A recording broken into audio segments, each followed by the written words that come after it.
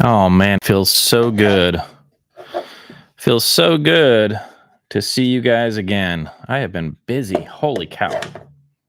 Well, I shouldn't have started messing with these dumb things. They're not dumb things. These are Project Omegas from DMS. I got to do a video about them. Fantastic headphones, and this is like your last chance to get them because he's done limited runs and he's on his, I think, fourth run of these. And once they're gone forever, never to return to our sweet audiophile heads. Good morning, good morning. Good morning. Josh, good morning. Miguel, nice and early. Yeah, I decided to just get going. I need to bail just a little bit earlier than what I mentioned in the community page because I've got lunchtime with Natalie and Elliot. So I'm gonna take them McDonald's. Oh man, hey, thanks for that super chat right away. I appreciate that, Josh. Thank you. Man, oh man. Neil K. Hi, Ron. I want to try tubes. Is the preamp the easiest way? Any recommendations? Yes. Not only, Neil, not only is that the easiest way, but I think if I had to choose a way to introduce tubes in most systems, it would be the preamp. I think that that's probably my favorite way to do it because I think that, there's always trade offs with any direction that you go. I love tubes and I fully embrace tubes. But some folks want, the grip and the strength of solid state. And so, with that, you can date both girls. Throw a tube preamp into the mix, and then do some solid state muscle, for your power amps, and that's a fantastic way to do it. So, Neil, I would definitely encourage you to do exactly that. And if you need you know, preamp recommendations, let me know. Let me know what you need. One particular preamp that I've been checking out is the Sparkos. Is it the Gemini? I think it's the Gemini. It's a headphone amp, but it also has RCA outputs, and so it works just fine as a preamp. No remote or anything like that, but it sounds phenomenal, and it does have a tube in it, and so that's a great preamp. Love it. John Shepler. Okay, Ron, you have 26 minutes of my time before Randy starts his live. Good old Randy. He's the man. I can't blame you. I'll probably leave my live stream and hang out with Randy. Oh my goodness sakes. Nicholas in the house, washing paint off my hands from painting diffusers. Yeah, Nicholas, I hear you, my man. I appreciate the Facebook messages and keeping me up to date with your audio adventures. Nicholas picked up some styrofoam diffusers from Danny GR Research, and he's been painting those. And he was asking a question about how much paint that you need on those, and you need quite a bit because you really want to stiffen those up. You don't want those to be porous or soft, and so trying to get them as stiff as possible is what you want to do. So more paint, lots of paint. I learned that the hard way. Back when I had those styrofoam diffusers, I had a spray gun and I had to do layer after layer after layer until I was happy with the results. So, yeah. Rob is asking, hey, Ron, I'm getting to the next steps in my system. What's your experience with streamers? I'm getting an Orender. Will this be a big step up from my iFi Zen streamer? It very well might be. I know that I haven't reviewed any of their stuff, so take this with a grain. But a lot of folks that have tried the Orender products, if I'm saying that right, Orender, they've been really happy with them, and I would imagine that very well might be a step up from what you have with the with the iFi Zen streamer. Um, yeah, keep us posted. I'll be curious, man. I had to flip a coin because Casino Guitar is live streaming at the same time. Man, well, I understand that. I also subscribe to, Casino Guitars. I'm a when I'm not watching, audio related stuff, it's usually guitar stuff. So, yeah, I can't blame you, man. I'm glad I won the coin toss. That's awesome. As I watch this, waiting for the Pontus 15th to be delivered, refreshing the tracking page. Man, out for delivery. There's no sweeter words, than out for delivery for any audio file. We just sit there and just refresh, refresh. It's like I don't know if UPS does this anymore, but there used to be a point where or a time where you could actually track the truck, figure out where it's going. It's like oh, audio files. We are crazy. I get it, man. That's awesome. Pontus 15th is no joke. You know, a recent I got a recent notification from a subscriber who picked up the Pontus 15 based on my review, which is always awesome, and replaced a really nice DAC with it, and he is in love and really enjoys the sound of the Pontus 15, and I'm not at all surprised by that. Um, Yeah, so man, I'm excited for you. I can't wait for you to check it out, and it's a beautiful sounding DAC. Just man, they did a great job with that thing. At the price point, it's tough to beat the Pontus 15, for sure. Yeah, I always use two preamps these days. Solid state amps 80% of the time. Yeah, yeah, that sounds about right for me lately. I got a new tube amp in for review. It's not a new tube amp, but it's been out for a while. It's the Galleon TS34, and this is from my buddy Thomas and Stereo. Obviously, I've had the Galleon TS120 for ages now, and he thought, well, it'd be kind of interesting, to kind of get some feedback between those two. And so I've been spending time with that. And, for $3,500, I think it's $3,500. That's an absurd deal for that amp. There's going to be some slight limitations with power, not as much as what people would think. A lot of that's going to be based on sensitivity of the speaker and how loud you listen, your environment, all that kind of stuff. But heck, man, with the Encores, with Aria, with the Clarity 6.2s, which I have in for review, it drove all of those quite well. With the Clarity 6.2s, I noticed that the driver started to collapse. They started to fart out at really high volumes. But in terms of just how that amp sounds, it's a great sounding amplifier. And EL34s, so they got that. And so I don't know a tube loving audiophile that doesn't like EL34s. I don't think it exists. They haven't found that one dude or dudette that is like, EL34s, no thank you. And when we find them, we're gonna point and laugh at them. Be like, what's wrong with you? What's wrong with you? What's wrong with your ears? Oh my goodness sakes. Oh yeah.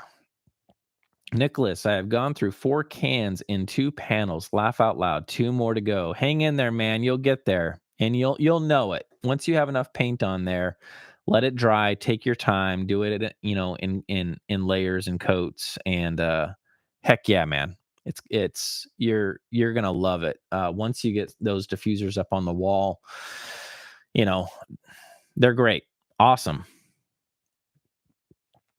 Hey Ron, I have Hi-Fi Man Serenade and was thinking about upgrading the Denafrips Pontus 15 after seeing a review. Is it worth the upgrade for using just with headphones? Thank you. Yeah. Whether you're listening with headphones or speakers, the benefits of the DAC is absolutely apparent. You'll notice a difference as change DAC, DAC to DAC. There's no doubt about that. So I would think that would definitely be a worthwhile upgrade. I think you should definitely do it for sure. I mean, granted, you realize anytime that we're talking about this, it's like a bunch of crack addicts talking about the best crack. Like, hey, man, do you think that I should get this better crack? Yeah. Yeah, you should. It's like, of course you should. Absolutely. For sure. Oh my goodness sakes. Hello from Chicago. Will you be attending Expona? I wish I would. I had a great time at the Southwest Audio Fest. It was great meeting up with a lot of people and hanging out with Danny. That was a terrible idea, by the way. It's like Danny and I showing up to an audio show together. We didn't make it out of the marketplace for like 2.5 hours. We didn't even get to the floors because we were just so many folks wanted to chat with us, which was awesome. And to be honest with you, I think that was the highlight of the entire, show. Um, yeah. So I will not be going to Expone, unfortunately. We've got, obligations here with the family, and my wife needs me to be around. So I won't make it, unfortunately. But I'll miss you guys, and I hope you have a great show. Ron, I've got a Holo Spring 3 into a Serene into Tears, powering them with a set of Audicas. I want to experiment with tubes. Is there something I can drop into that chain that will be around the same level? Hmm. So a Spring 3 into a Serene into Tears, and you want to do tubes. You know what I would do? I would go to, for sure, this is what I would do. I don't even have to think about this. Go to Miller Audio LLC. I think it's milleraudio.llc.com. And I would pick up the Dynaco ST70, pick whatever caps you want, call Brian, chat with him on the phone. And that's what I would do. For 2,500 bucks for a power amp, I don't think you're going to do any better than that. And I know exactly how that's going to sound. I know exactly how that's going to sound. I know the Spring 3, I know the Serene, I know the Tears, and you will be in heaven with that combination. There's no doubt about it. And the great thing is that anytime you just want to rock out, you can throw the Tears back in there and do exactly that.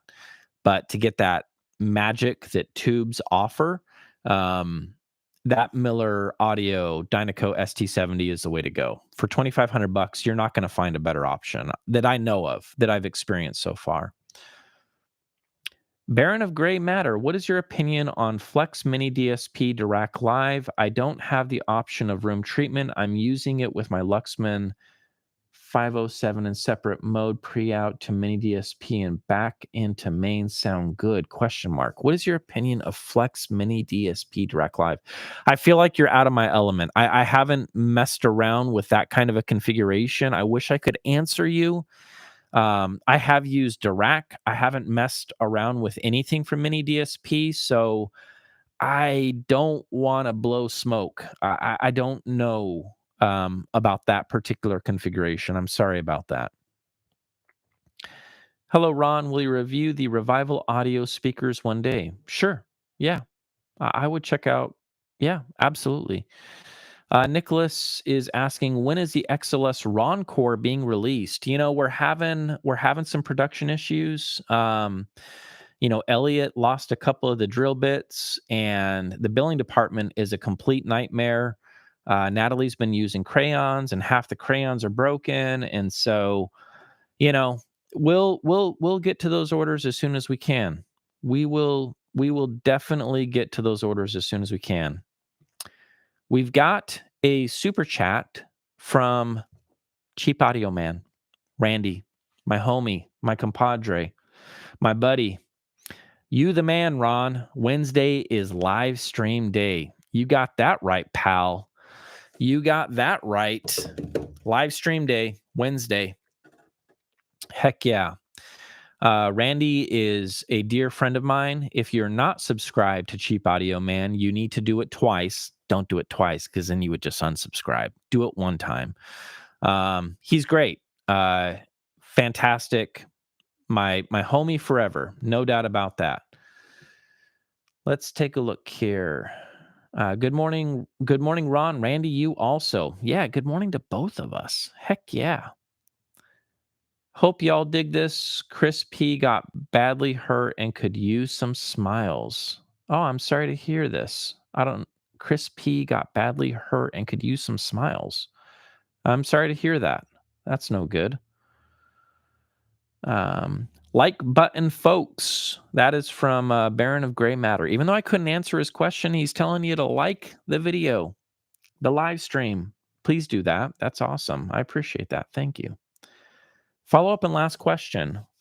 What is a good companion headphone amp for the Pontus? Thank you so much for the answer. Sparkos Gemini. That headphone amp, I don't know what your budget is. We haven't talked about that. It's $1,000 headphone amplifier. I've got it around here somewhere. I'm in love with that thing. And I'm telling you, to put it into perspective, nobody watches my headphone reviews anymore, which is a shame because I need to drop a video about these guys. These are the Project Omegas that DMS is doing, and this is your last chance to get these. That sounds like a sales pitch. It's not. It's actually your last chance. He's not making these anymore. They don't look all that impressive, and the cups they just spin forever. I think his latest version has little brackets that fixes that. There's some minor things about these that won't be for everybody, but if you're looking for what I would say the most balanced and engaging and natural sounding dynamic headphone on planet Earth, I think these might be it. I love the sound of these headphones. I love the sound.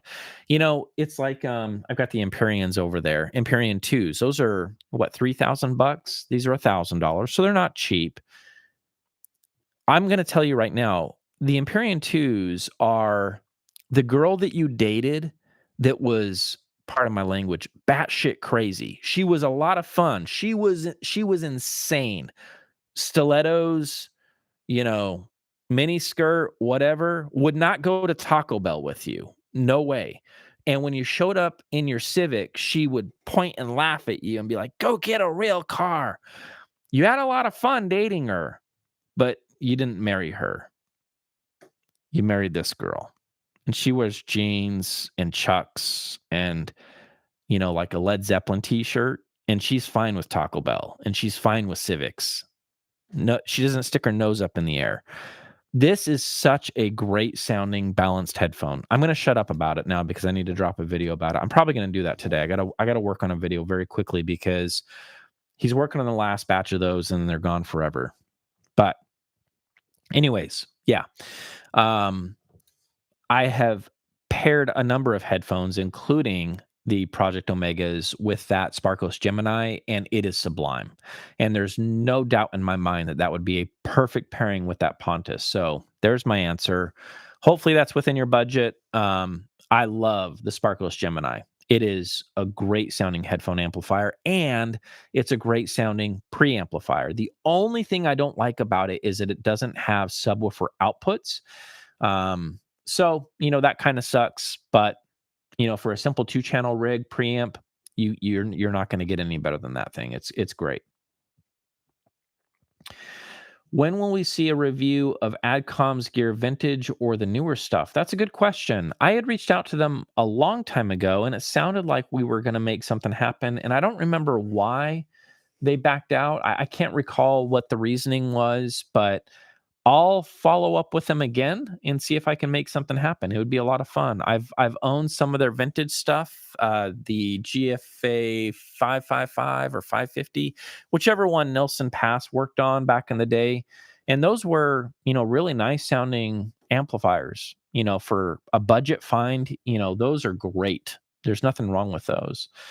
You got to be careful because, you're probably at a point where caps would need to be replaced and things like that. But, that's always the risk of getting vintage gear is sometimes the caps are given up and you've got to, do some small repairs or pots are scratchy and things like that. And that's an easy fix. You just go to, your hardware store or Walmart and you get electronics cleaner and you spray it out and then pots are clean. That part's simple, but caps, especially like, in the power section, you don't want to do that yourself. You will blow yourself up or you'll electrocute yourself. So don't do that, but have somebody, a qualified tech, do that for you and off you go to the races. Yeah. Really unfortunate. Hello. Hope everyone's doing well. I hope that is well. I hope everybody's doing great. It's so good to see you guys. I feel like it's been ages since we have chatted. My goodness. Zonas is asking, will you review Orchard Audio Star Crimson Ultra amplifiers one day? They are known to have no sound flavor at all. They just give you the source. Yeah, I can make that happen. I'll reach out. I've done some reviews for them in the past, and they seem to be happy with those reviews. So that should be no issue getting in something from them again, and I'll take it for a spin. Yeah. That one brother got a Galleon EO34 on the way. Will those new speakers bookshelf be a good match? Any DAC suggestions? They will not be a good match. They will be a great match. How about that? Yeah, phenomenal.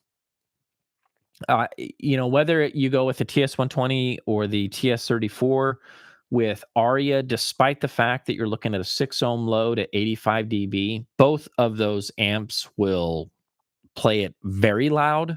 It will drive the hell out of those speakers. I'm talking about the little prototype speakers that GR Research and I have been working on. Yeah, great combination. Great combination. As far as DACs, lots of recommendations. Give me a kind of a price point, budget, and I'll go from there. There's a lot of DACs that I have in for review that I could recommend. I finally got a Geshelli. I think it's Geshelli. It's not Geshelli. It's Geshelli. I met up with a really great friend who actually came down the day before the show. His name is Craig. And went over to Danny's, did some listening, came over to the shed. We hit it off. We're homies for life. That's solidified. And such a sweet guy, loving everything that he's hearing in the shed, and we're checking out stuff. We're totally vibing. And he's like, dude, have you heard like a Geshelli DAC? And I'm like, no, they never return my emails, and I would love to hear their stuff. And the dude walks into his minivan because he's a dad and dads drive minivans. And he grabbed me this Geshelli. I think it's a J2 Pro. I think that's what it is. I don't know. I'll find out soon. Anyways, we did comparisons and shootouts between that and the Maydac, and then we threw in the live Harmony into the mix, and we did a comparison of those. We had a great time. Anyways, so much fun checking those out. And man, I'll tell you what. For I think it's $500 or $600 for that J2 Pro. I think that's around with the that is a great sounding DAC. So if Randy is still in here and he's curious, like what I think about, Geshelli, because obviously Randy spent quite a bit of time with the Geshelli DACs. No issue with those DACs. They lay down. And what I mean by that is, the first thing that I pay attention to when I throw a DAC in there is presentation. And what I mean by that is like, do we have like a front row, kind of a forward, in your face kind of a presentation, or are things kind of laying down? And I'm a laid down kind of guy. It's like I don't want anything to be up front and in my face. I kind of like things to be pushed back a little bit. And that was the first thing that I noticed about the Geshelli, this particular unit, is that everything was in its right place, and so really, really big fan. Sounds beautiful. I'm getting long-winded about it. Let's move on. The XLS Roncore will debut on the 30th of February, 2026. That is the release date. Mark your calendars. That is correct. And it's going to be a release like you've never seen before. And so, yeah, Danny Ritchie can suck it with his one pair of tube connectors. Who cares about one pair of tube connectors when you can have 7? That's right. Revival has a new speaker out, the Atlante 7 Evo. Review those or the Atlanta 3s because those haven't had a lot of reviews yet. Okay, I'll definitely do that. I'll mark it down. Revival. That would be fun. I was expecting a mud water on hand. This morning, we're going Red Bull. I needed it. We woke up at like 5 a.m. to hail. We're going to have some funky weather this week. And so, yeah, I needed a little extra kick. But I do like the mud water. I've been drinking the mud water daily and setting aside the coffee, and I feel a heck of a lot better. Not today. I need a little bit of a jump start today, but most regular days, mud water it is, and I love it. Yeah. Yep, yep, yep. Also, I'd love your input on the PSI Audio's active bass trap called the AVAACT14. They say it's not a subwoofer, but an active membrane bass trap. It works broadband up to 150 hertz and takes so little space that. Hold on a second. Do you mean that? Because I have two of those. And yes, I am going to review those. And yes, they do work. They're very expensive. Um, I'm going to be very even handed, and to the point in that review, they do work and they hit frequencies and they help with frequencies that porous absorption will have a very difficult time dealing with. We're talking about lower than 40 hertz, and those do something down there, which is saying a lot, but you pay dearly for it. And so, to be honest with you, I feel a little bit conflicted. It's like, man, if you can't sleep at night knowing that your porous absorption didn't do jack below 40 hertz and you have the money to spend on an active bass trap, go for it, I guess. Very expensive for that last couple of percentage points. So I'm gonna put them through their paces, and we'll chat about it soon. I'll give you guys a skinny on what you should do in regards to those active bass traps. Yeah. All right. Let's take a look here. Give me a second here. Hey, like the live stream, Ron needs to buy new crayons for billing. That is true. I do. Like the live stream. John is telling you, like the live stream. Super chats so we can buy some new crayons. How's that for a sales pitch? I need super chats so we can get Natalie some crayons so you guys get your XLS Roncores soon. Just moved my speakers from 3 feet to 4 feet from the front wall. I am truly amazed at the change in soundstage. Wow. They really opened up. Thanks for all you do. Thank you for trying that. Isn't it amazing? You've had those speakers there and just one more foot. That's all you needed. And boom, things open up. That's, man, that is what it's all about. Like, honestly, I don't care about I don't care about, I don't care about all of this fancy pants gear all that much anymore. It's like I've seen so much of it that my lust and my love for gear is slowly faded away. And when I find, diamonds in the rough, that gets exciting. But what I'm mostly excited about is comments like that, where it's like you just did something that didn't cost you anything, and now you have soundstage like that. Man, that makes me so happy. Honestly, that makes me so happy.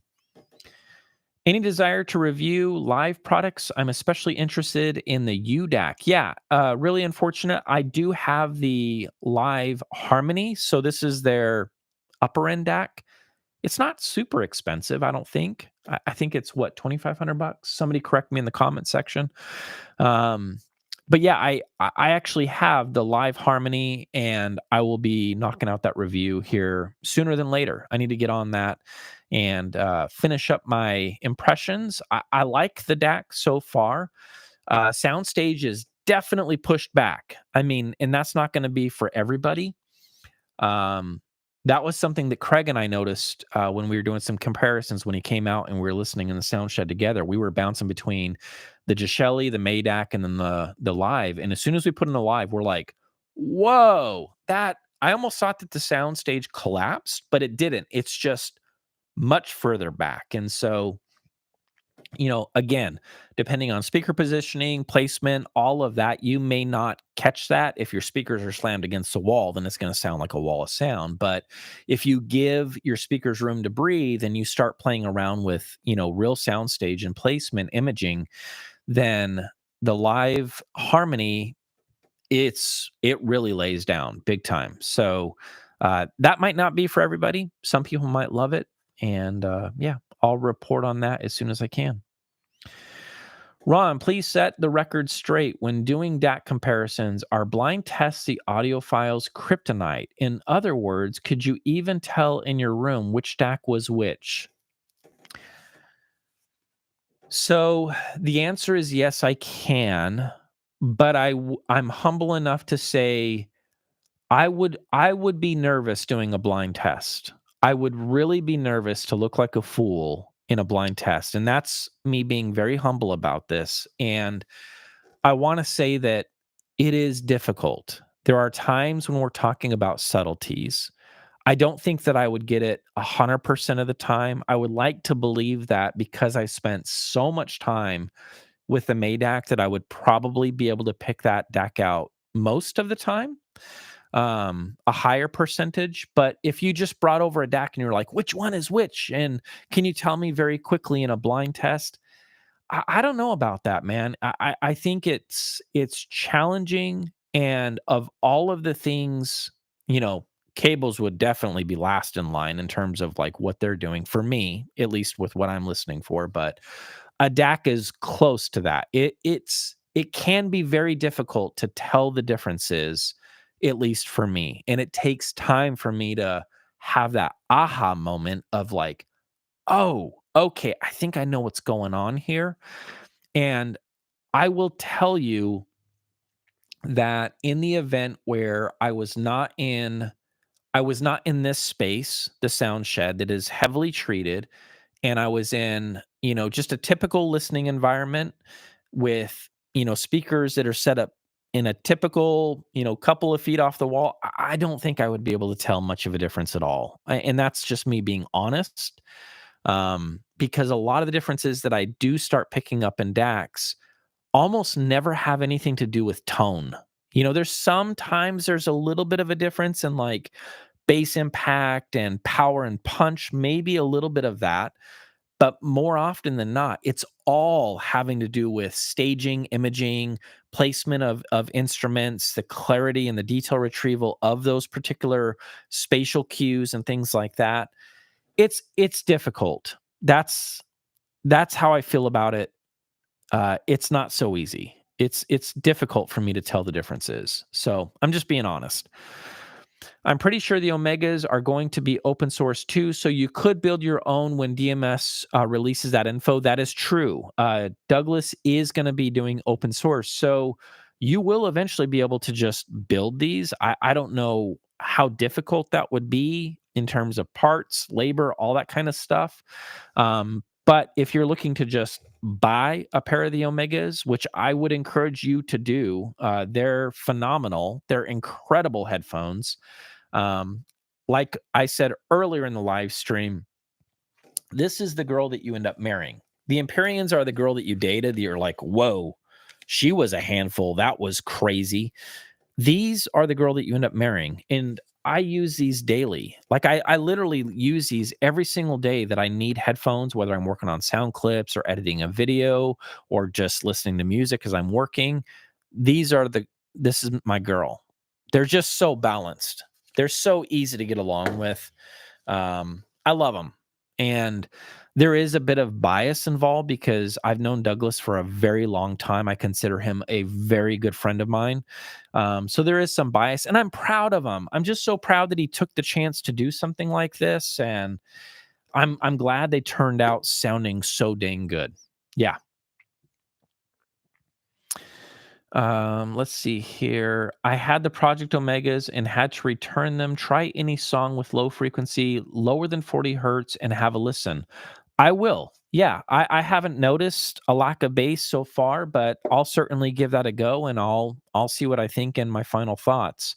I can tell you that bouncing between the Omegas and the Empyrean twos, I think I already know maybe what you're hearing, and the Empyrean twos do have a little bit more thunder. There's a little bit more yeah.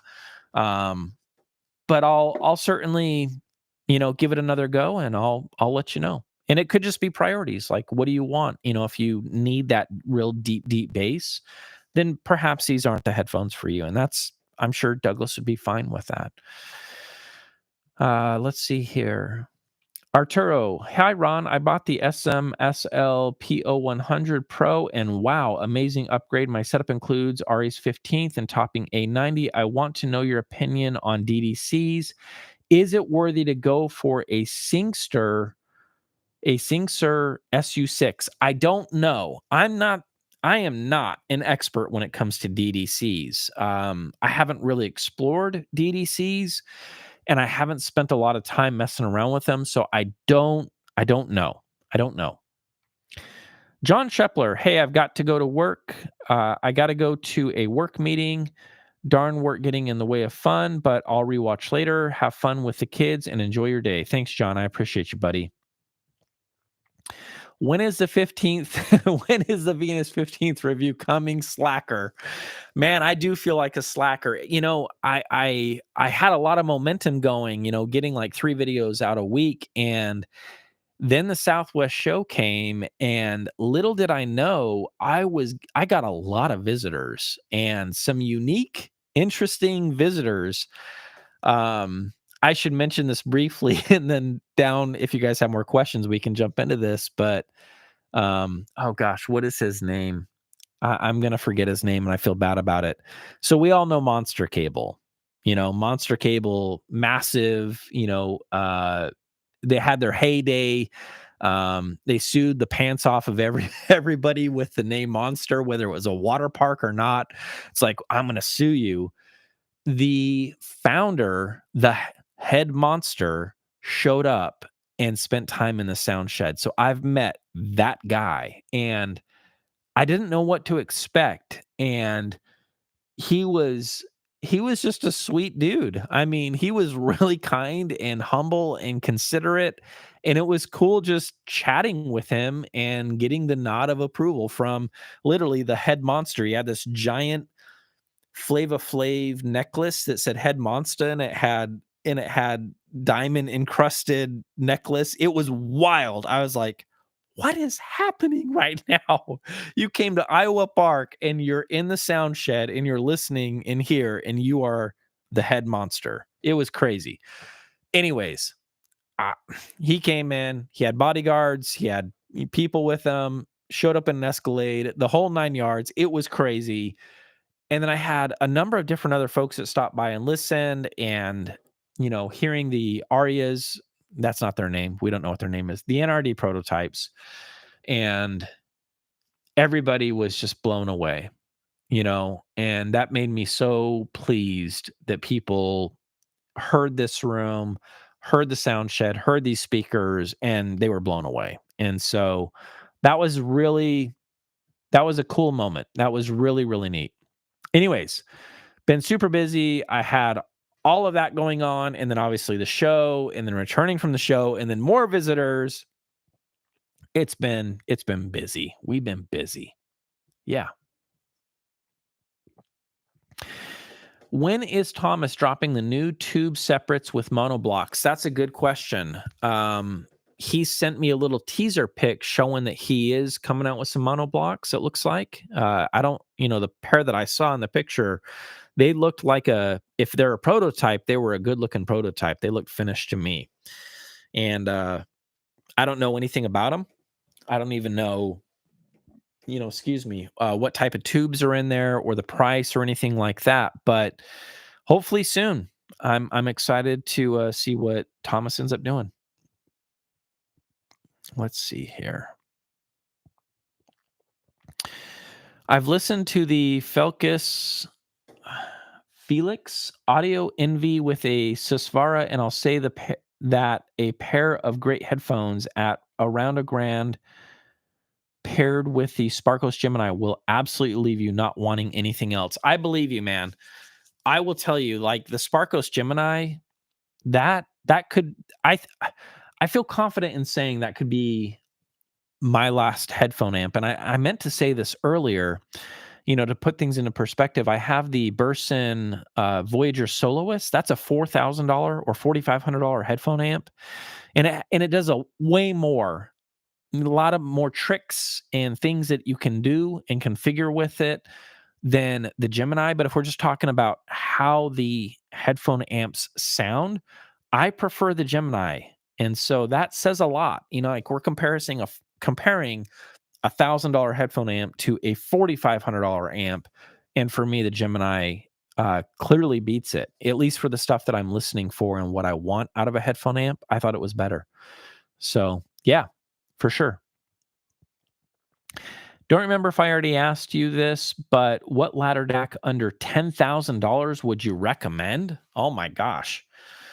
I haven't heard a whole lot of ladder decks under $10,000, but my Madak, which I bought out of my own money, I had to pay for that thing. He gave me a little bit of a discount.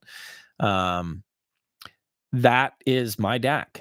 It's my choice, and I haven't had any desire to move on from that DAC. And I don't think that you need to spend $10,000, man. To be honest with you, um, I've put that up against a lot of great DACs, and I keep coming back to it. And there's going to be some side steps here and there. The Pontus 15, when I did some recorded samples straight from the DACs. This was right from the output of the DAC. So this is like as fair of a fight as it's going to get. A lot of people preferred the Pontus 15 over the Madak in the comments section. And so, and I wasn't surprised by that. The Pontus 15 is no joke. It's a little bit chiller sounding than the Madak. The Madak, I think, offers a bit more resolution, especially in the upper harmonics. I'm getting a little bit more detail and information on top, which is one of the things that I love. But the Pontus 15 is so smooth. It is warm butter dripping off a biscuit. I mean, it is such a beautiful sounding DAC. So those two are great. I do have the Venus 15 in the house over there, and it's still in the box. I'm slacking, as somebody noted earlier, and they're right. I am slacking. I got to get that thing unboxed and get it rocking and rolling and check it out. So yeah. Still looking forward to the Hegel integrated amp review. Me too. Yeah. Every time I walk by that thing, it's just staring at me, and it's like, Ron, I'm a Hegel H400. You should plug me in and see what I can do. And I should. In fact, I think that next week I'm going to start that process. So that should be right around the corner. So pay attention. That video will be dropping, and I'll tell you guys what I think of the Hegel H400. I'm very excited about it. You should take a look at the Jiangsheng 2024 DAC 052.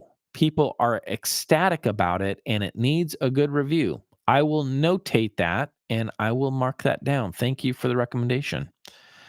Hey, Ron, I have the Yamaha RN2000A amp, thinking about getting the Q Acoustics Concept 50s. What speaker do you think would be the next worthwhile step up over those while working well with this amp? Actually, that pairing is great.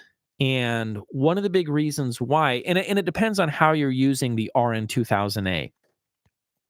If you're using the RN2000A as I think it was intended, which is like the brain of everything, network connections, you're using the internal DAC, which is a Sabre DAC. That amp took what, the AS line is already a bit of a forward rock and roll. It's that classic Yamaha sound, and it pushed it even more forward. I find that the RN line is a bit too forward for my taste. And so tempering that is a good idea. And the Q Acoustic Concept 50s will do exactly that. It's more of a relaxed presentation. And I think that those two combined is actually a great pairing. I don't know if you need to move on from there. You could go up to the Concept 500s, which aren't quite as relaxed as the Concept 50s. They're going to have a little bit more spark in the upper mid range, and they're going to be just a little bit more brilliant on top. But that would be still a safe pairing. Do not, for any reason, go with any speaker that has a lift in the upper mid range or top end. I think that you would be in for some trouble if you decide to do that, especially upper mid range. Anything that is going to be forward, any speaker that is going to be forward, I'm afraid is going to be a bit of a mess with the RN2000A, especially if you're using the built-in Sabre DAC. Because for me, everything about presentation is very forward sounding. Would you ever check out the Arendal 1528? Yes, I've been in contact with them about the 1528s, and hopefully I can make that happen soon. Yes. Thanks. We want those areas for another room. Fisher and Fisher took the listening room, 2,500 top for DAC, and I thank you. Well, I thank you. That's awesome. Yeah, those Fisher and Fisher speakers are kind of interesting. Slate speakers, I think OCD Mikey talks about those quite a bit. That would be interesting to check those out. That would be cool. We need a review of those to see what those things are all about.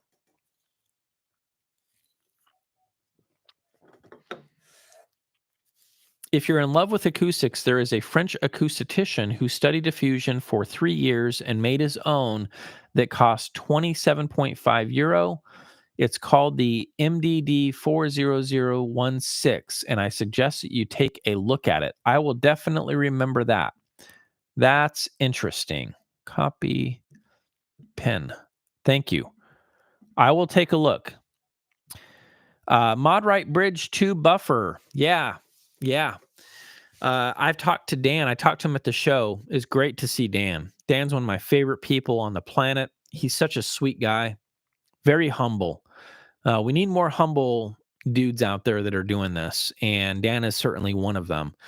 And the Mod right 2 buffer is a product that I'm very curious about. It's the analog bridge, and he is making one to send out to me, and I will let you know what that thing does. I'm very curious about it. Very curious about it. Hey, Ron, any plans to review Burson's new Timekeeper Voyager monoblock amps? Yes. I just got them in, actually. They just showed up. So, man, I've got a lot of great gear in for review, and I cannot wait. So, yes, I do plan to review those. I've already given them a listen. It is a little bit different sound than the OG Voyager monoblocks that I reviewed that I fell in love with. These are cleaner sounding, a little bit more. I will tell you right out. I could do the review right now. If you're looking for the perfect solid state sound across the board, I can't find one fault in these amps. Not one. There's not one thing to say they did this wrong, but with this configuration, I think it's got the chock full of the Burson Vivid 7 op amps in there. The sound of these amps is solid state with no apologies. There is zero forgiveness about it. They ran in that direction, and they kept running in that direction. And so it's a very, very solid state sound. If you love that sound, then by all means, you could go for it right now, and you're not going to regret it. I can't find a fault in them. So they might be truly faultless if that's the sound that you're chasing. There, that's what I'm going to say in the review. That's the review, honestly.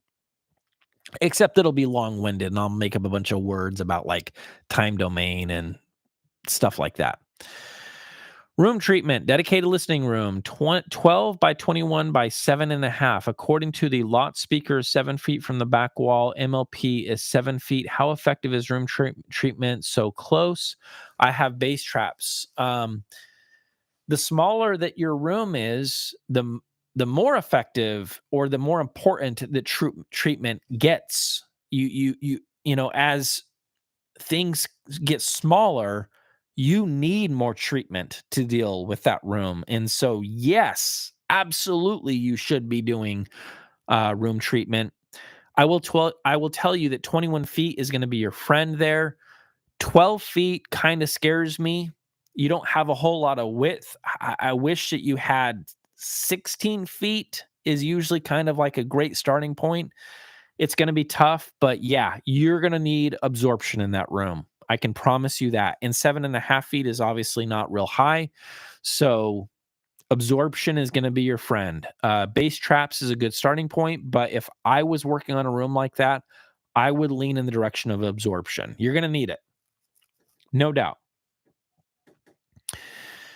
Favorite GR Research speaker for 8-watt single-ended amps. That's Easy, easy. The Bullies.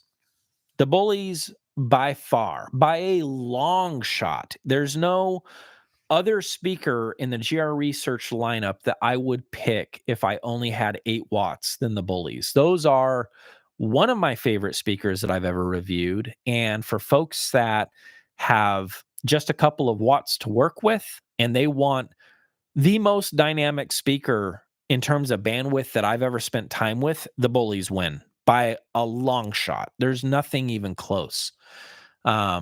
Any second, any day now, Aaron's going to be dropping a review of the NX Bravos, and those are great. I like those speakers quite a bit. Not my favorite GR Research speaker. I wish Aaron had the Bullies because I think he would have had a blast with the Bullies. Man, they're a beast. They're a different kind of loudspeaker, man. Holy cow. Danny knocked it out of the park with those things. They are phenomenal I had 3 watts on those, crazy awesome. Hey, Ron, thanks for dropping by the Pure Art Fi room at Southwest Audio Fest and the kind words on the sound we achieved with the LS6 speakers, Swan Song Audio Electronics, and ACG PZ racks on carbide audio bases. You are welcome. You are more than welcome. Absolutely. Man, I had so much fun hanging out with you guys at the Southwest Audio Fest. And you're right, that room actually sounded fantastic. That was one of the better sounding rooms. So hats off to you guys. It's tough to get great sound in a hotel room, and you guys did it. So yeah, absolutely. I had my Cornwall, this is Baron of Gray Matter. I had my Cornwall 4s 2 inches from the wall, towed into sweet spot was really good. Moved them a foot and towed in sounded horrible, lost bass, etc. Yeah, that can happen. And I think that the Cornwall, I've never spent time with a Cornwall. I don't know anything about a Cornwall other than I think that they are designed for close wall proximity. You guys can correct me if I'm wrong. I am not an expert when it comes to Klipsch speakers, but yeah. Anyways. Hey, Ron, good morning. Is there any chance that you're going to do a review for the Shit Skull? It's been out for a while and nobody really said anything. Looks interesting for under $500. I could, I could get anything that I want from Shit Audio. So I try to be humble and pick the right stuff at the right time. Stuff that I think that's going to resonate with, the vast majority of the folks out there, but I'll certainly take a look and I'll see if that's of interest. What gauge should I use for my N Extremes? What gauge wire? Well, that's a darn good question. I don't think about that. I don't think about speaker cables in terms of gauge, 16 gauge, 10 gauge, 12 gauge. I think of shotguns when it comes to gauges. I don't really think about that, to be honest with you. So that's a good question. You kind of caught me off guard there. I don't think that way about speaker cables. I suppose that, if you were to throw 22 gauge on there, you might be causing some problems in terms of current. That might not be a great idea. So current delivery and cables matter. And so with a thicker gauge wire, you are able to do so. You guys can correct me. I'm probably saying this wrong. I get current. Is it current and something else? I always get twisted, but either way, whatever. It doesn't matter. Most of the stuff that I've ever used throughout the years has been 16 gauge or lower. So 16, 14, 12, 10, et cetera, et cetera. You get the idea. Head Monster is Noel Lee. Thank you so much. Thank you so much. I appreciate that.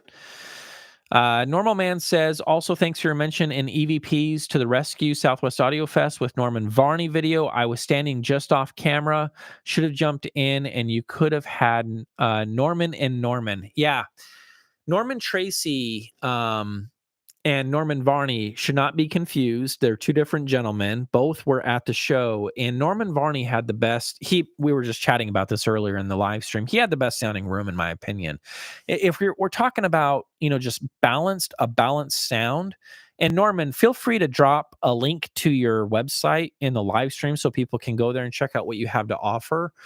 Had some beautiful looking and sounding speakers in there. You know, I was so pleased with the sound of that room. It just sounded so balanced. And most of the rooms, I would say 90% of the rooms at Southwest Audio Fest, man, they've got speakers the size of refrigerator boxes in there. They've got subs in there as well, and they're cranking it with very little to no treatment, not enough treatment for that size of a speaker in too small of a room.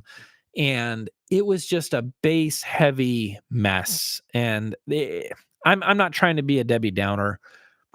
I'm not going to be a Debbie Downer. I'll turn this into a positive, saying that Norman Tracy showed up. And one of the things that I caught on to is he had a hard surface. I think it was a window in front, which is not fun, but he set up an absorber there. And then he had tri-traps in the corners. And then he treated the first and second reflections. And I was like, there you go. How did his room sound? Splendid. It sounded fantastic. And yes, Norman Varney, who does AV Room Service, I did a short little blurb video talking about EVPs. And, of course, it was a plug, for that product in that video, but it was such a meaningful plug because I'm like, had these guys just dropped a couple of EVPs under all of these massive speakers and subwoofers, it would have cleaned up so much of that boundary reinforcement. Man. Anyways, let's move on.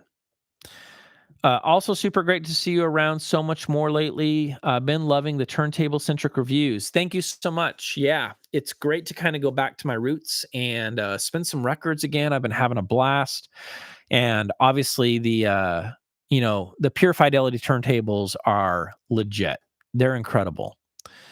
Hey, we got a super chat. Guys, thank you so much for the super chats. Really means a lot. Helps out the channel. I really appreciate that. Ron, what cables do you use now? Speaker, XLR, and power cords. Everything that I'm using is GR Research. Danny dropped off a bunch of cables a while back, and I just haven't felt the need to swap them out. I also have anti-cables, which I'll bounce back and forth between, those two every now and then. I'm not crazy about cables. I do think that cables can make a difference. I'm one of those knuckleheads that would say that. But I don't preach about cables really at all anymore. And a big reason for that is from a practical standpoint. And this is me just getting to know you guys and knowing my audience as well as I do. Countless images of rooms and setups and things like that. The amount of stuff that you guys can do to make a massive impact on what you're hearing. Let's talk about acoustic treatment. Let's talk about speaker positioning, which is free. Let's talk about that kind of stuff long before we talk about a cable.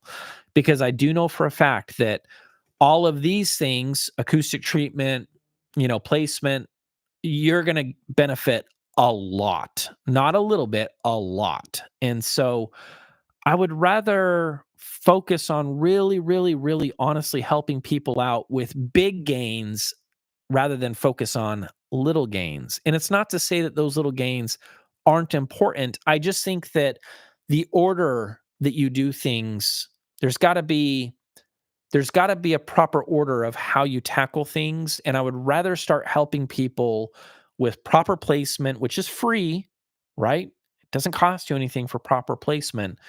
It doesn't cost, much, not a whole lot of money to build your own bass traps. It doesn't, all of these bass traps that you can see, these big bad boys, I did those in a weekend, and I did 8 of them. This is stacked up to the ceiling. This is just OSB, man. You can get some, it was given to me, which, I got to be fair in saying that, but You can get a lot of cheap wood and build out some bass traps in a weekend, and it's not going to cost you a lot. That will make a massive difference, big difference, way more than any cable can. That I can say with great confidence.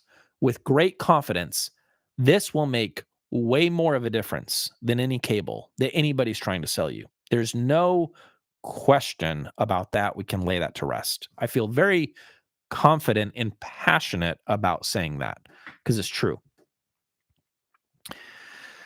I was wondering who that dude was, Mr. Monster with the diamond gold chain and posse. Thanks for the clarification. Yeah, that was him. No Lee, man. That was Head Monster. It was wild.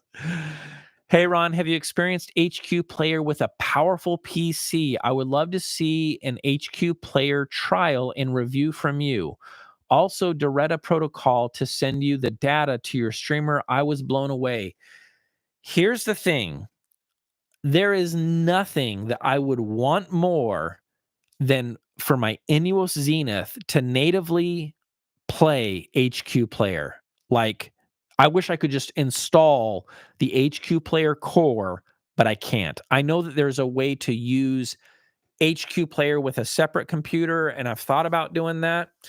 But I'm with you, brother. Like, I very, very much want to mess around with HQ Player because I have heard a lot of people that I trust that know what they're talking about saying, dude, you're missing the boat. Like, HQ Player is crazy legit and will make a massive difference in what you're hearing. So I'm right there with you, bro. Yeah. Let's take a look here. You really need to get one to demo. Audio GD R7HE DAC, you really need to get one to demo. I put it up against many sub $10,000 DACs and as I could, and I preferred it over all of them. I even liked it better than the Terminator Plus. Wow, that says a lot. I'll have to notate that and check it out, man. Yeah. Here we go. So thank you for the clarification here. Earlier talking about the RN2008A. Yes, only using the RN2000A. Yeah, so I found it to be a pretty forward sounding amplifier. That was my experience with it. And so those Concept 50s with that amp or any speaker that is going to be a little bit more relaxed, I think is going to be a great combination for sure. Thank you for the clarification of how you're using it, by the way. I plan on putting diffusion on all my walls and ceiling, treating the bass with the PSI because my room is quite small for big bass traps. What do you think? Andy MacDore recommended diffusion over ABS. Yeah, all diffusion might come with some consequences. I went heavy with diffusion in this room, but there's a couple of things that people don't understand about diffusion that I can quickly explain. Depending on the depth of the well, so I'm talking about that. That's the deepest well. That's 6 inches. In order for that diffuser to fully propagate, this is a QRD diffuser, to work, to blossom, and to diffuse properly, the source of whatever is playing music or sound, whatever, should be a minimum of 6 feet away from that. So if you have a small room and you have a bunch of diffusers in there, you could be asking for trouble depending on how deep those wells are. So while I understand why you're thinking about doing diffusion in a small room, you need to be very careful about that because depending on the type of diffusers and how deep those wells are, you might actually be asking for a lot of comb filtering issues that won't sound good. So in order for proper diffusion to work, and what I mean by that, that sounded a bit high horsey. For a diffuser like a QRD diffuser that is mathematically arranged, in order for it to work properly, you need the appropriate distance for it to do its thing. And that requires, you guessed it, space. So slow down in the diffusion and just make sure that the type of diffuser that you are going with is the appropriate type of diffuser for that room. I would highly recommend that you reached out to Norman. We've been talking about him on this live stream. Norman Varney of AV Room Service is an acoustician. He is an expert in acoustics. You could reach out to him, show him pictures of your room, what you're doing, what you're thinking. He will be able to help you and speak with authority about what you ought to be doing. So give that a shot.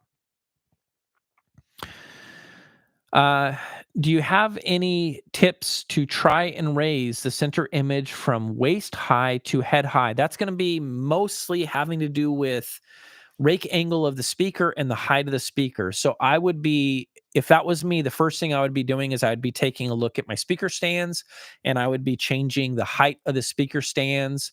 If that doesn't work, you can mess around with the rake angle of the speaker. That's the tilt of the speaker to change the height of the soundstage. That's what I would do. Yeah. Joey G's audio channel says, yep, Ron is correct. My CW4s were the same corner walls. Yeah, so thank you for that correction. The corner walls are designed to be up against the wall. So there you go. Yeah. Miguel, just get a pair of Danny speaker cables, well and properly designed. Yeah, I like the cables a lot. They work great. They sound great. I have zero complaints of any of Danny's cables. I'm a big fan of his new interconnects. I feel like, for the price of admission, obviously I got mine for free. He gave them to me. So I need to be honest in saying that. But knowing the price that he's asking for those cables compared to a lot of the cables out there, I feel like it's a fair price. And so I'm a pretty big fan of his cables, and I think they sound fine.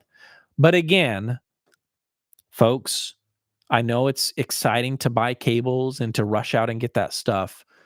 Think about priorities. Think about what's really going to make a big impact first and get that all under control before you start worrying about cables. We got a $10 super chat. Man, thank you so much. Helps out the channel. I really appreciate that. That's very kind. Thank you. Hello, Ron. Would you consider checking out what Backert Labs has been up to? I've preferred the Roomba Extreme over anything else I've auditioned. Fun combo with the Spring 3 KTE and Bryston 4B3. Absolutely. Andy Tebby. We actually had a conversation not that long ago, and he told me in that conversation that he was going to send me the Roomba Extreme, and he never did. So I'll follow up. Thank you for the super chat. Excuse me. I will message Andy, and I'll be like, dude, what are you doing? People want to know what I think about what you guys have been doing all of these years. So yeah, for sure.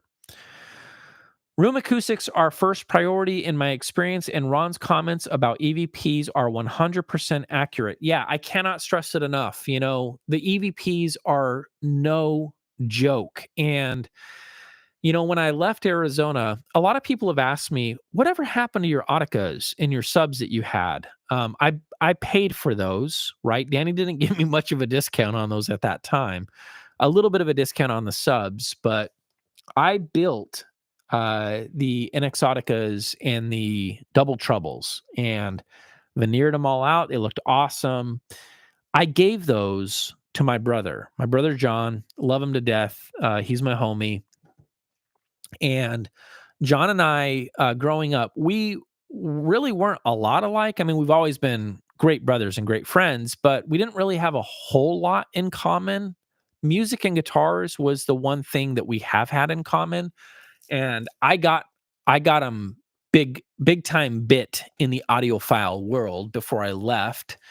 And that was awesome. We started, listening together, and we bonded over, listening to music, which was great. And so I gave him, when I left, I gave him my Auticas and my subs, which was stupid. Like, bro, I love you, but I'm questioning whether I love you that much. It's like, why did I do that, man? I miss those speakers. But anyways, he listens to them all the time. And with that, I gave him the EVPs. And so I used the EVPs on those subs and on those Auticas exclusively. And I'm telling you, they work. This is not like snake oil BS. Like, those things work so well. It's crazy.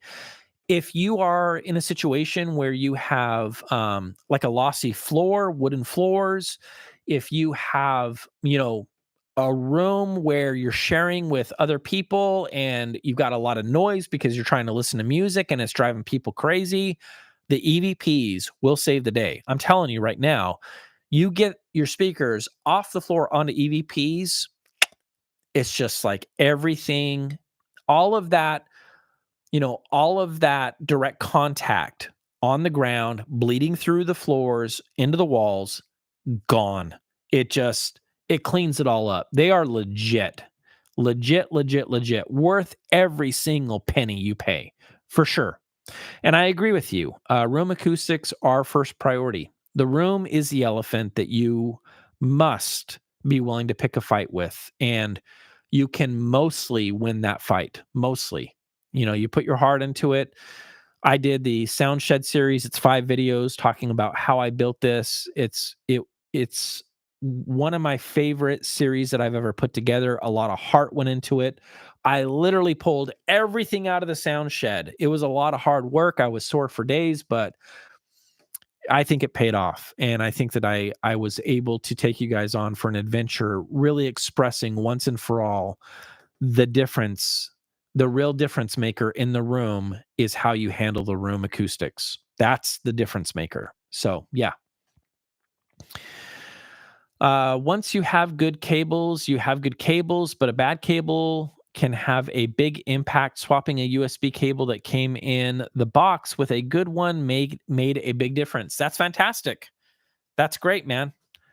I've heard people having similar experiences. I've had similar experiences. I don't preach it all that much because it can certainly ruffle some feathers. And there's a lot of folks out there that would say there's no way that a USB cable can make a difference. And I will tell you that in a lot of systems that I see, I would agree with that. It's like, yeah, you're not going to hear any difference with this particular setup. But you start putting some passion into a room, pulling speakers away from the walls and hearing what the speakers are actually really able to do, what your system can actually do, then we can start having those conversations and your mind might be changed about all things that you thought were voodoo. They might be, you might walk away with a different outlook, maybe. But yeah, my go-to to mid-priced interconnect cable is the DH Labs Air Matrix. That's awesome. Yeah, anything that I've ever actually messed around from DH Labs has been very good as well. So that's fantastic. Harry is saying, "Hey Ron, could you speak to or even do a video about decoupling and isolation of speakers? Some fairly inexpensive ISO acoustics, ISO pucks made a massive difference in low end and tightness and focus. Yes, I can and I should. I definitely should do a video about that because it's often misunderstood. And when we have, you know, marketing jargon thrown into the mix about decoupling, uh, it kind of ruffles my feathers. I get a little bit triggered because I'm like, you're not decoupling, it's a damper. Dang it. You need to educate people of what that thing actually is. And so I should do a video about that, explaining the differences and why you grab one over the other and what the benefits are. I should certainly do that. That would be a lot of fun. Let's see here. That is why I recommend you check the diffuser I recommend to you. Andy made the best diffuser on the market, and he says you don't have to be a certain distance from the diffuser. He has a big article about it. Okay, well, you've caught my attention. There are some diffusers that won't be as susceptible as depth. I know that QRD diffusers are a big one. Same with Skyline diffusers. But there are some designs, poly diffusers, curved diffusers that don't suffer from that exact same issue. So that would be really interesting. I'll definitely check it out. I appreciate that. Let's see here. With 4 post speakers, with 4 post speakers, have you had any experience with using jumpers instead of the thin strips of metal? Does it make a difference? This is going to sound like voodoo. Yes, I have. It is minor, it is subtle. A lot of those little plates, those 10 plates are like gold plated 10, cheesy garbage metal that is just gold plated. I would rather you take those out and then get whatever your speaker cable is made of, the same material, and then jump using that. Use that as a jumper. And I have had that experience that it does make a difference. Which sounds crazy, and maybe it is. It is subtle, but yeah, I'm with you.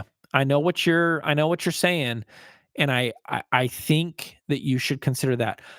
My Pontus is here, yay! Oh man, D1N02, you are about to have some fun. And here's the deal: the Pontus 15th for me sounded great out of the box. Like right, it doesn't take a long. I mean, burn-in I think is a thing. I suspect that it is a thing. But the good news is that at least my Pontus that I got, it sounded great right away. I was shocked. So, yeah. Oh, here we go. Rabbit hole question. Have you ever messed around with high-end fuses, hi-fi tuning fuses, et cetera? If so, thoughts? I've thought about it. I think about it. Sometimes I lay in bed next to Sarah and I'm staring at the ceiling and she's like, "What is he? What chick is he thinking about?" And I'm actually thinking about fuses. I'm like, I wonder if fuses make a difference. I wonder if a dumb fuse would make a difference. I don't know if it would make a difference. I mean, a fuse, somebody smarter than me explain this.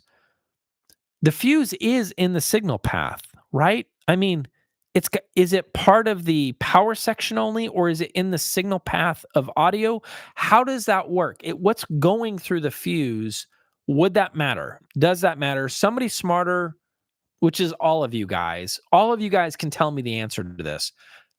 How does that all work? Because I don't know the answer to that question. I've never messed around with high end fuses, but I do think about it. Mike Huntington, hey Ron. So I have a massive 50 hertz bass peak. I have about 6 traps now, and I'm open to getting more, but I really think I would need significantly more to even touch that peak. Mike, have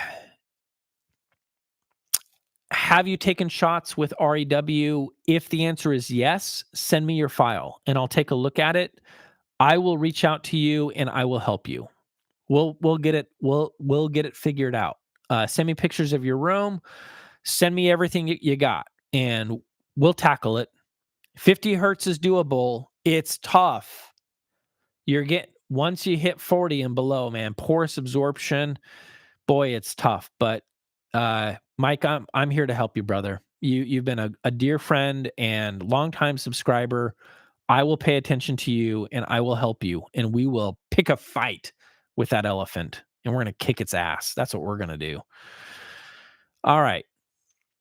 Ron, please also compare to spikes if you make that video. I will. I will talk about spikes in that video. Thank you for reminding me. Let's take a look here. Audio Cadabra cables, Joe Denny's company, are ultimate price performance. They get out of the way and sound great, blows some bigger names out. Full loom is the way to go. I haven't tried them. So there you go. There's a recommendation on a full loom of cables. Hey, Ron, what do you think about the sound of the DMS Omega headphones? These bad boys. These are my favorite dynamic headphone that I've ever heard, period. And I would say by a wide margin. These are the most balanced, tip to tail sound dynamic headphone I've ever put on my head. They're my favorite dynamic headphone ever. I went through and I saw some of the reviews on headphones.com, I think is where you can pre-order these. And some folks talked about these being, a couple talked about them being uncomfortable. Those reviews confuse me because these are impossibly light. They're so light, it's absurd. And DMS is talking about making them lighter. I don't know how it's possible. There's nothing. They're so comfortable, and you can barely even tell I'm wearing headphones. That's a cheap audio man joke. I love it whenever he says it. Like, you can barely even tell that I have them on. I mean, these things are massive. They're very comfortable, and they are. You know what these are? These are like. I'll tell you what these are. These are the XLS Encores of headphones. They do nothing wrong. They do nothing wrong. You can play anything on an XLS Encore and it's never going to offend you. It's never going to be too forward. It's never going to be too bright. It's never going to be too bass heavy. It's the mid-range isn't going to be too syrupy. It's not going to have too much bloom. Everything is just going to be clean and just, oh, I'm telling you, I love these headphones. I love them. I love them. I love them. These were not given to me. You know, there's been no conversation about keeping these. I have to send these back. I'm pretty certain about that. I wouldn't keep these. I wouldn't feel right about it.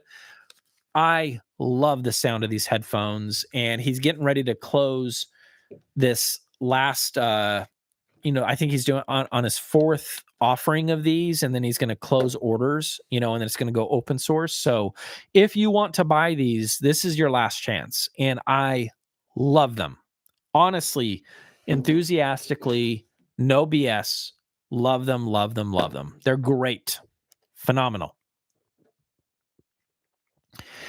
You and Randy are live at the same time, having trouble deciding who to watch. Of course, Randy. Way more interesting and entertaining. Not as handsome, but way more interesting and entertaining.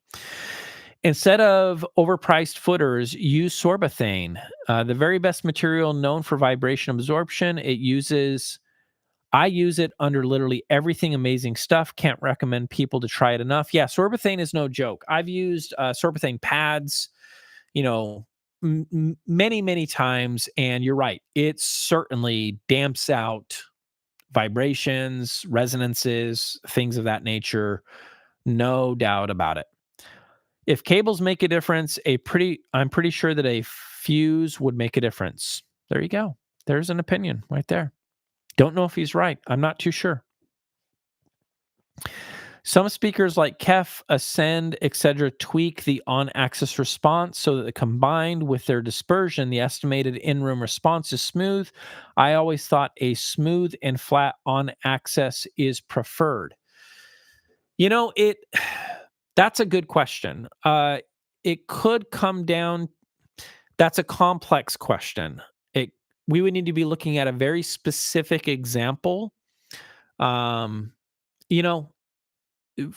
flat speaker doesn't always mean that speaker is going to sound great. It just doesn't. That's not been my experience.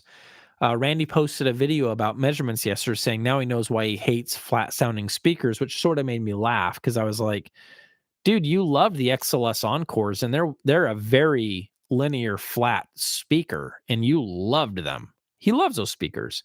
So I was like, I don't know about that, dude. But at the same time, I understood the point that he was trying to make. And he was, basically drumming up that, this concept or this idea that everybody has different ears, which we obviously do have different ears. And therefore, like a flat frequency response really just isn't the way to go because everybody's ears are different. Go watch the video. It's a great video. I was very entertained and it was very interesting to get his take on that. But I will say this. A flat frequency response is not the only measurement that we should be looking at. And so I think I kind of need to do a video of my take on measurements, how I feel about measurements, how I use measurements. And to your point that just because a speaker is, flat, on axis as well as the vertical and horizontal plane, that doesn't mean that it's going to sound great. There's more to the puzzle piece than that. We could take a look at the spectral decay. Does the tweeter have stored energy at 1200, 2500? Because if it does, guess what? That speaker is not going to sound great, even though it has a flat response. There's other things that you have to be looking at to kind of tell what the hell's going on. And another example is the NRD prototype. Not a flat response. It's not. At the top octave, it actually has a pretty big amplitude peak. Now it lays down in the room, so it looks pretty flat in room, but anechoic or semi-anechoic measurements would say that speaker's a disaster. That speaker's a mess. There's all this crazy stuff up top. What the heck are they thinking? It's intentional. And so there was an intentional voicing in that speaker because we wanted to invoke this air in the top octave that is well away, far away from anything that would lead to listening fatigue or, hey, this speaker is bright. Aria, I keep saying Aria, the NRD prototypes are not bright at all. It's a very easy to listen to speaker. So I need to I feel the desire to express this in a video, in a proper video that expresses my thoughts and my opinions about measurements. And not that I would give Randy pushback on his opinion about, ears and ear shapes. He's right about all of that. That's all correct. But I don't think that means that screw measurements, flat speakers suck. I didn't, that wasn't me connecting the dots in that video. I was like, well, hold on, dude. Like, what about speaker sensitivity? What about impedance? I think those things are kind of important too. Are we going to just start saying none of these measurements matter? So just go out and buy any speaker and plug it into your single ended triode and let me know how that goes. Like, that's not a good idea. So I'm getting all worked up. You can see there's a video that I need to make that kind of expresses the whole picture. Like, let's be fair and talk about everything, that those kind of videos I think I do a good job with explaining, like, let's look at the whole picture. I think I could do a good job with that. So we'll have to do that. Anyways, I have a massive 50 hertz dip. Yeah, boy, peaks and valleys. Room modes. Room modes are a pain in the butt.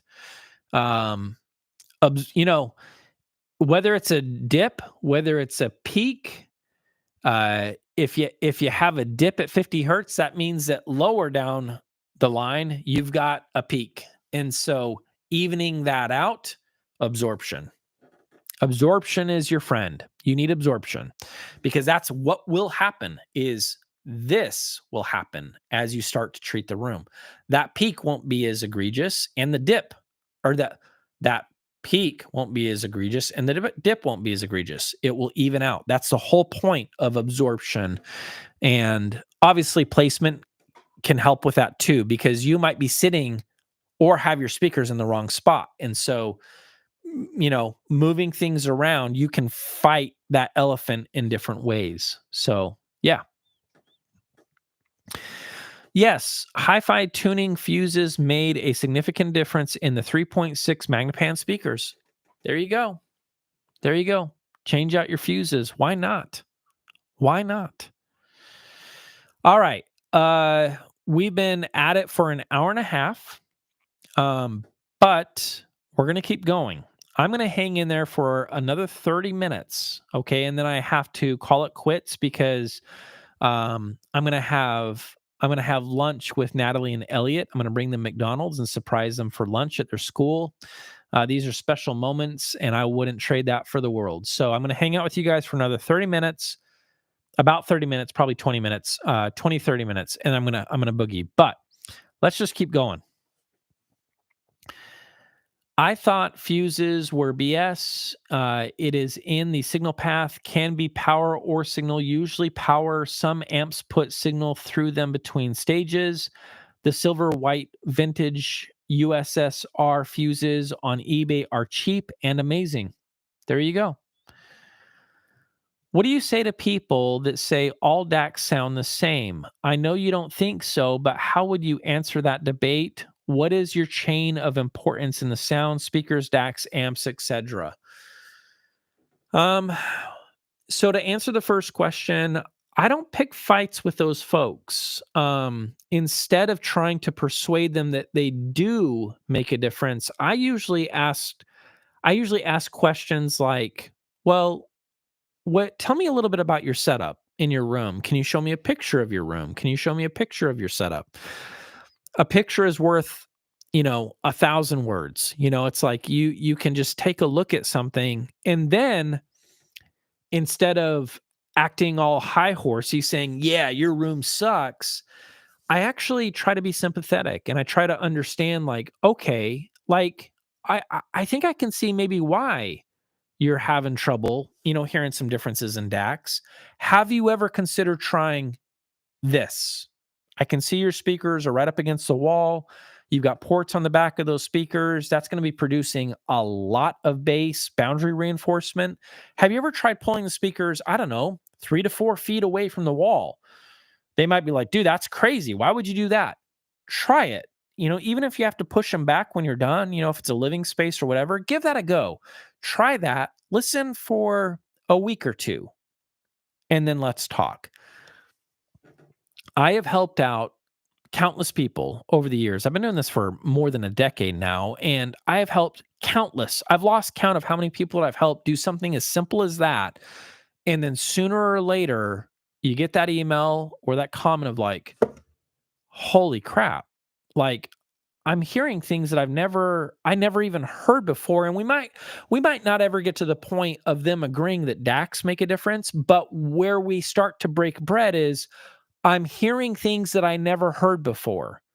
That, for me, leads you down the road of understanding small differences in other things. You may never get to the DAC differences. You may and you may not.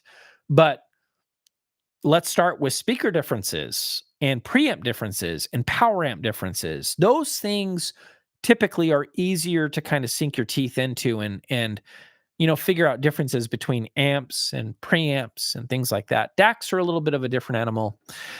As far as order of importance, room, number one, speakers, number two. After that, I would say power amp and preamp are probably a tie. And that could come down to topology, and it could come down to, are we talking about tube amplifiers, solid state amplifiers? That all matters. And then from there, I would move on to DAC and source.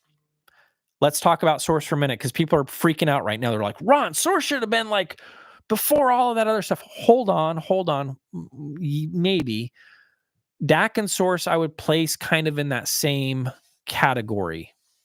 It doesn't mean that the source is not important. If the source is wrong, this is where I'm going to win you back. If the source is wrong, everything else in the chain doesn't really mean a hill of beans. If your source is intact and doing a great job, then everything that follows matters a lot more. So the source is very important.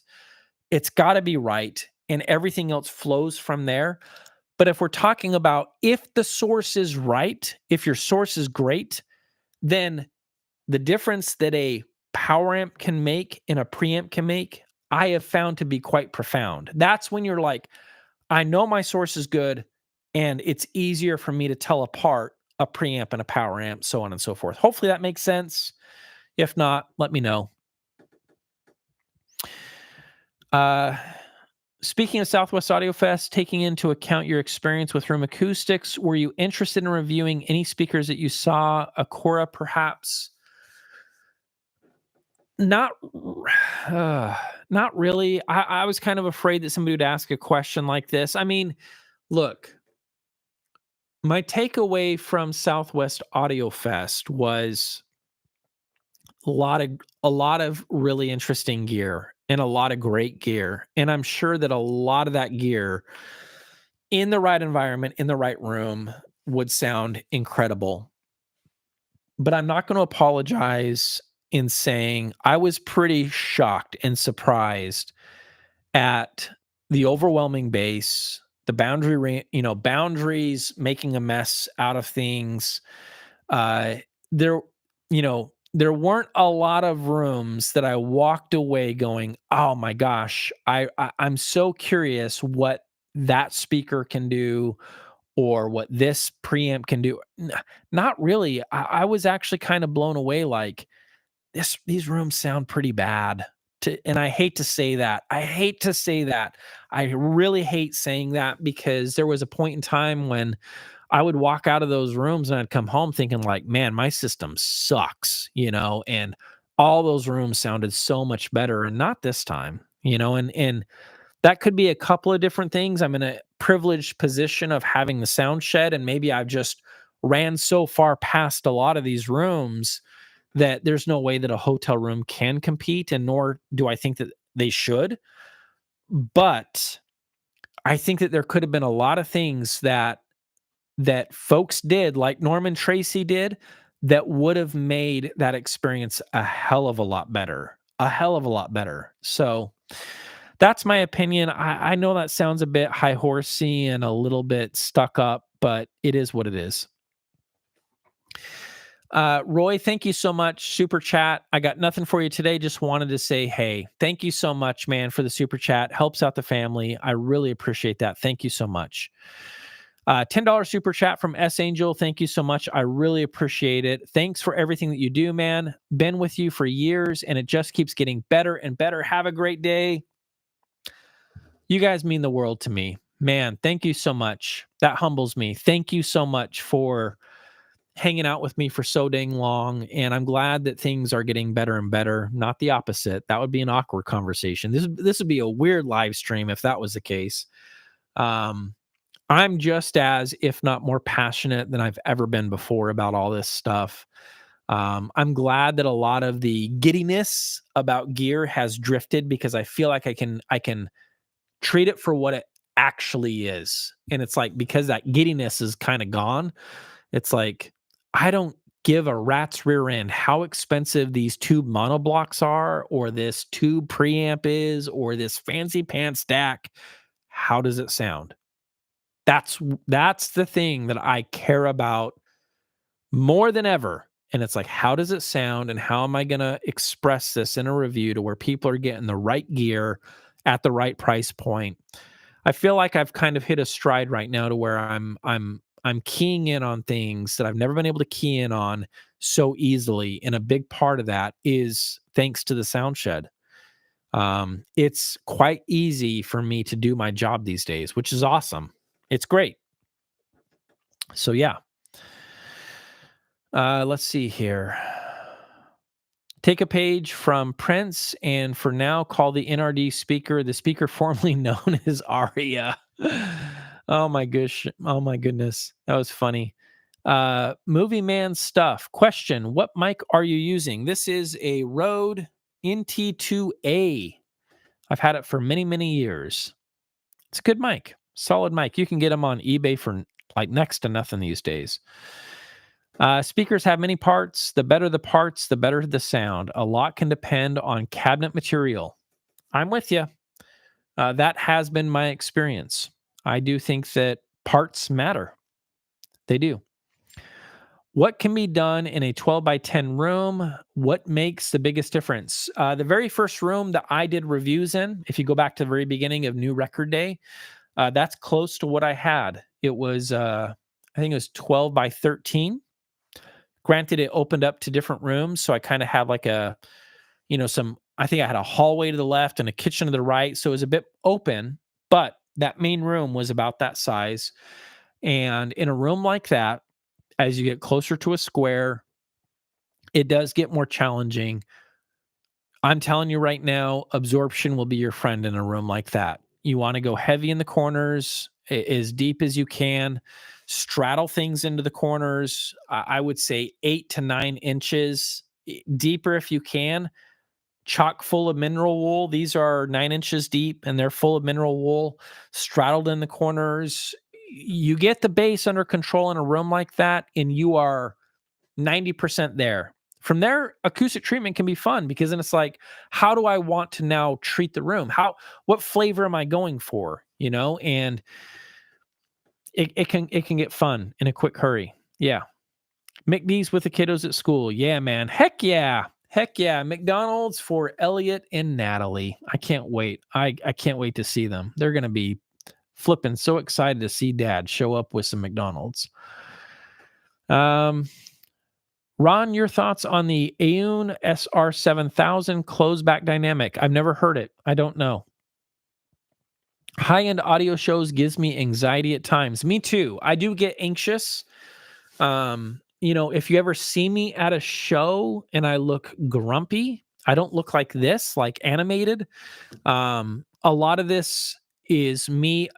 I'm very comfortable at this point in front of a camera. It's just like I can come out of my shell. But at a show with people,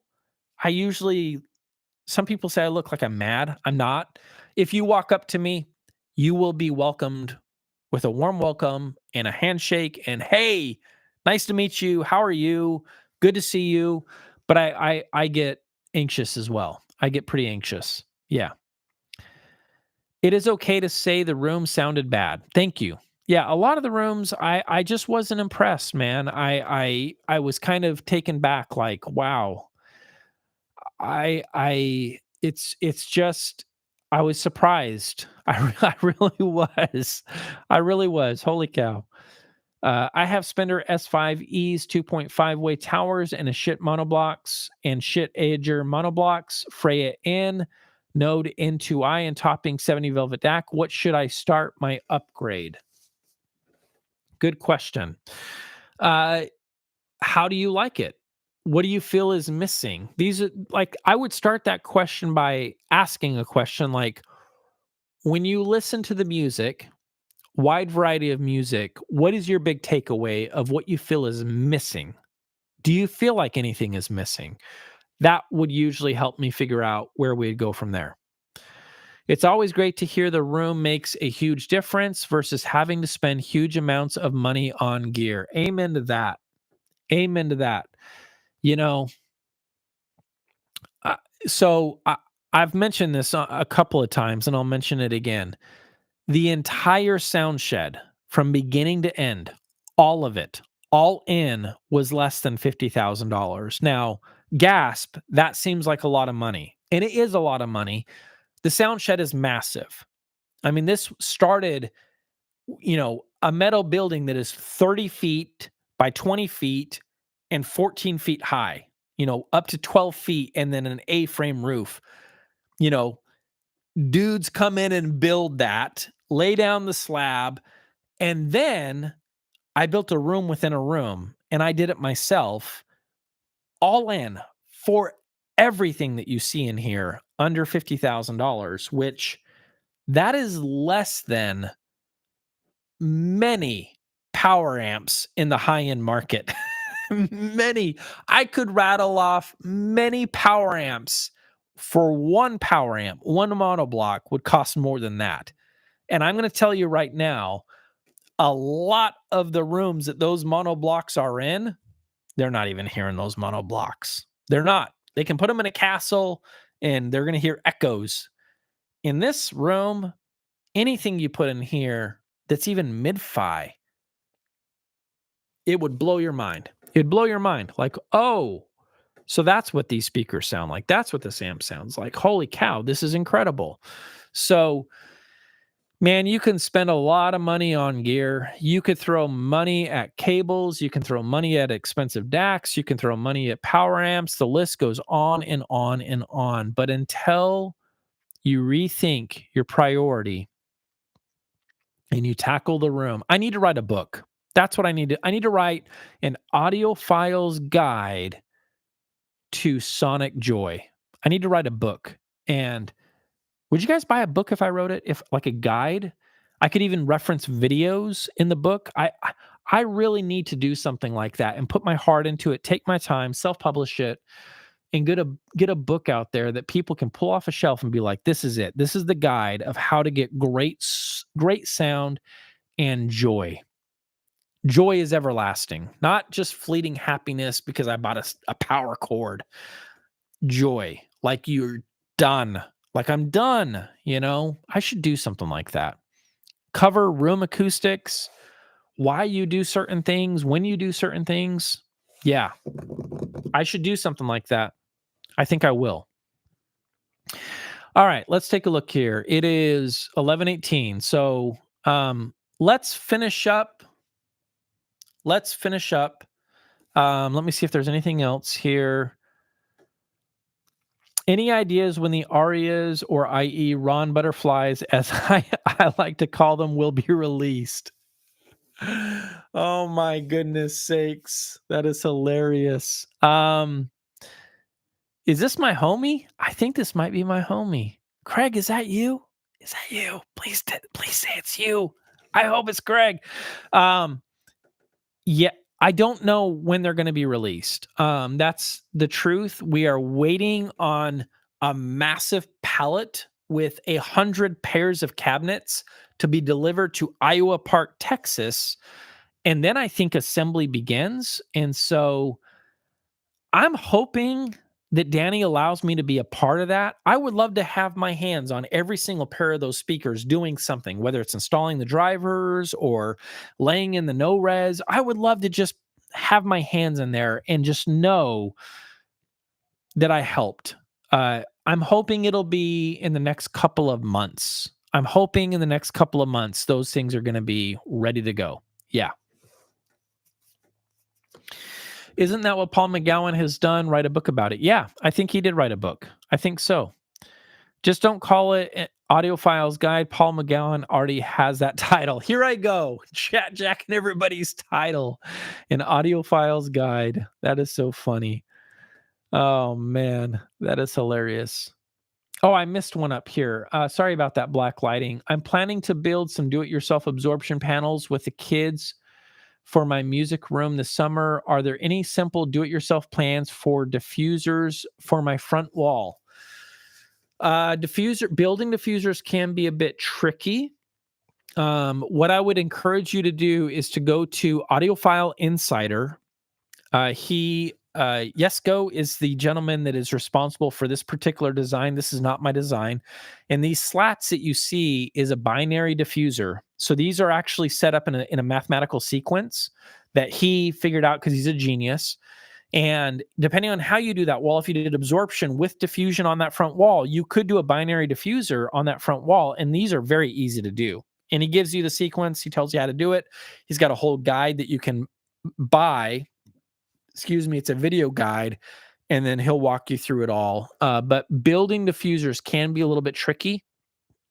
There is a diffuser called, I think if you do a Google search for Depot, as in Home Depot, Depot diffuser, there are some plans out there for an inexpensive diffuser that you can build from lumber that you get from Home Depot, and it is legit. It's based on, I forget the type of diffuser, not a QRD diffuser, but a diffuser that works well without the consequences of wells. So wells do come with some consequences, meaning the distance that you need to be away from the diffuser, and the Depot diffuser doesn't suffer from that. It scatters information.